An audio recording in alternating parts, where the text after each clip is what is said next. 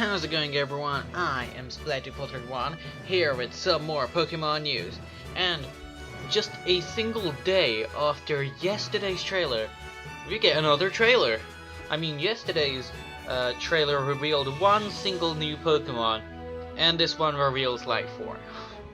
I mean, why didn't they just make it into a 5 Pokemon trailer? But whatever, so we have 4 new Pokemon, and of course, more information on the website to accompany that information we get from the trailer. So let's dive right into it. So first of all, we have Stuffle, and this one is actually the pre-evolution of Beware. So now we get a proper look at it, and it is a normal fighting type, has a height of 1.08, has a weight of 15 pounds, and has the abilities Fluffy and Klutz. Alright, so next we have that Sandcastle based Pokemon, that sand one, the one we saw in Korokoro, and its official name is now going to be Sandygast. It is a ghost ground type, has a height of 1.08 and a weight of 154.3 pounds. I mean, that must be a lot of sand. And has a brand new ability called Water Compaction. And this is its evolution. Now this actually looks more like a sand castle, some sort of ghost sand castle, and it is called Holosand. This is also a ghost ground type, has a height of 4.03 and a weight of 551.2 pounds, and retains the ability Water Compaction. Alright, so final Pokemon is Crabrawler. This is a fighting type and has a height of 2 and a weight of 15.4 pounds, and has the abilities Hyper Cutter and Iron Fist. Alright, and of course they provide descriptions for each of the Pokemon, so let's get right into those. Starting off with Stuffle. Stuffle's cute appearance and moves. Stuffle's cute appearance and movements, plus the fluffy feel of its fur, all combine to make it super popular. This Pokemon may have a small body, but its strength is extraordinary. Receiving one of its powerful hits without being prepared for it can bring down even well-trained Pokemon. The truth is that Stuffle doesn't really like being touched. It hates being hugged tightly and will flail its arms in protest. You actually see on the Pokemon website some small art of it flailing its arms around. It's kind of like the opposite of its evolved form, Beware. So that's kind of strange. And so next we have Sandygast. A Sandygast emerges when the grudges of Pokemon and other creatures soak into the sand after they fall in battle. In essence, it's a possessed lump of sand. If you heedlessly grab a Sandygast's shovel, you'll fall under the Pokemon's control. A Sandygast uses its power to manipulate children into gathering sand to increase the size of its body. Oh man. Oh man.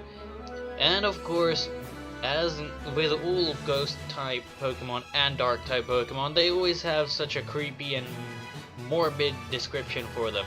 Oh man. It's just like Honedge, last generation of course, and pretty much all the ghost and dark type Pokemon. Alright, well, let's keep reading. If a Sandygast loses its shovel, it may put up a tree branch, a flag, or another item in its place. Okay. These Sandygasts are wanderers in search of their own shovel. The tunnel-like mouth of a Sandygast can suck in the vitality from people and Pokemon. Apparently, it's a test of courage in the Alola region to put your hand in a Sandygast's mouth. Why would you do that? It just says you can suck the vitality from people and Pokemon, and apparently people put their hands in these things for fun? That is kind of messed up.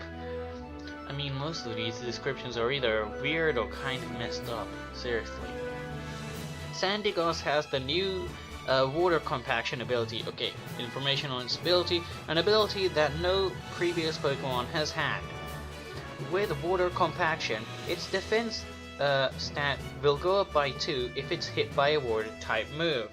Now, there's two ways you could interpret that. Like, it could literally have its defense stat increased by 2 during battle, or it could increase it by 2 stages. But as we see from the trailer footage, it says the Sandigos defense rose sharply, and as we know, sharply means 2 stages, so yeah, it increases the defense by 2 stages upon being hit by a water type move. So yeah, but it seems to have taken a lot of damage from the attack it took in the trailer, because, well, first of all, it's a water type attack, but we don't know its defenses, of course, we don't know its stats, so, but I don't think its defenses are gonna be that good, I don't think, you know. Alright, so next we move on to its evolution, Palossand. Palossand controls human adults, making them build a sandcastle that provides camouflage and also raises its defensive abilities. Unlike Sandigos, if Palossand loses some of the sand from its body, it can restore itself on its own. But when moving about in search of prey, the shovel on top of Palossand's head revolves. It is said that the shovel could be serving as some kind of radar. Palossand loves the vitality of Pokemon and drags small Pokemon into its body so it can steal their life force. Again with these descriptions. Its sandy vortex swallows them up in a heartbeat. Pokemon dragged into Palossand leaves traces of their ill will behind. It's thought that this negative energy may be the starting point of a new Sandigos. Oh man. And so yeah, that's fairly morbid.